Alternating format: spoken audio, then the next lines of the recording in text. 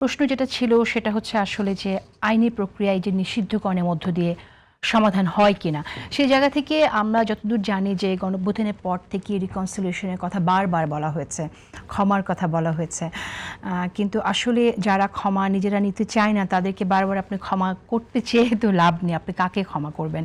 মাসুদ কামাল, তাহলে কি হতে যাচ্ছে, মানে কি হবে এই আওয়ামী লীগ লইয়া? তাহলে আমরা কি করিব?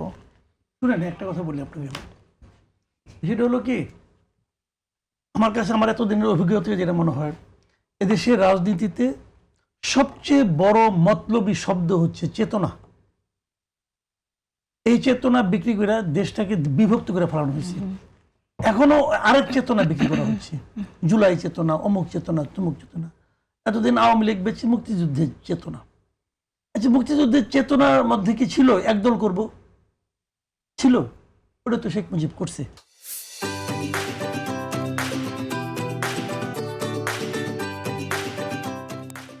মুক্তিযুদ্ধের চেতনার মধ্যে কি ছিল আমি দেশের টাকা বাইরে পাচার করব? ছিল না তো। মুক্তিযুদ্ধের চেতনার সোল এজেন্ট আওয়ামী লীগের আমার সেটা হয় নাই? হয়েছে। জুলাই চেতনার মধ্যে কি ছিল যে আমি রাতারাতি মানে আপনার কোটিপতি হয়ে যাব? ছিল না তো। হয়েছে। হয়েছে না? এগুলি কেন করা হয় জানেন? এগুলি করা হয় জাতিটাকে বিভক্ত করার জন্য। যখন নাকি আপনি আপনার অপরাধকে আর কিছু বলে হারাইতে পারেন না, অপরেন্টের কর্মকাণ্ডের সমালোচনা যখন আপনার কাছে আর কোনো পয়েন্ট না থাকে, তখন আপনি চেতনাকে আমদানি করেন। একদম সিম্পল। আপনি দেখেন জিয়া রহমানের রাজনীতির মূল পয়েন্টটা কি ছিল বলেন তো আপনি? মূল পয়েন্টটা কি ছিল? যে চেতনাকে সরাই রাখা। জিয়া রহমানের চেয়ে আমাদের তাবৎ শাসক যারা ছিল, যারা মানে সরকার প্রধান ছিল এ পর্যন্ত, জিয়া রহমানের চেয়ে বড় মুক্তিযোদ্ধা কেউ ছিল? ছিল ভাই? তাবৎ আপনি সরকার প্রধানদের কথা ভাবেন, সে হলে সরাসরি সেক্টর কমান্ডার ছিল একটা মুক্তিযোদ্ধা।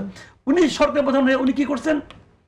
উনি এমন এমন লোককে নিয়ে আসছেন, আনার কারণে এখন ওনার সমালোচনা করতে হবে।